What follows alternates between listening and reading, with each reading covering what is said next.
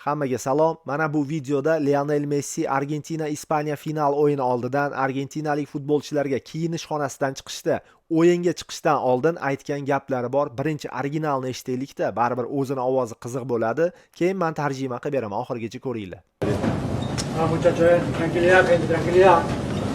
Lo principal, estemos tranquilos, muchachos, estemos tranquilos, tranquilidad, pensemos jugar nomás, Tranquilidad, olvidémonos de todo, Solo juguemos, pensemos jugar nomás, gente, jugar, dale. Endi tarjimasi Messi futbolchilarga nima dedi? Tinchlaninglar, bolalar, tinchlaninglar degan gapni 6 marta aytayapti. 6 marta. Nima bo'lganini unutamiz, chiqib prosta futbol o'ynaylik bolalar, maylimi deb 2 marta aytayapti. Nima bo'lganini unutamiz deb. Enzo Fernandes yig'lagan. Enzo yig'lagan.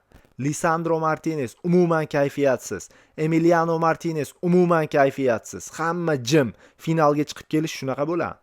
Bu oddiy o'yinlarda Argentina bunaqa chiqmaydi-ku. Oddiy o'yinlarda baqir chaqir qilib famos davay qilib chiqadi. Bu nima chiqish bu finalga ya?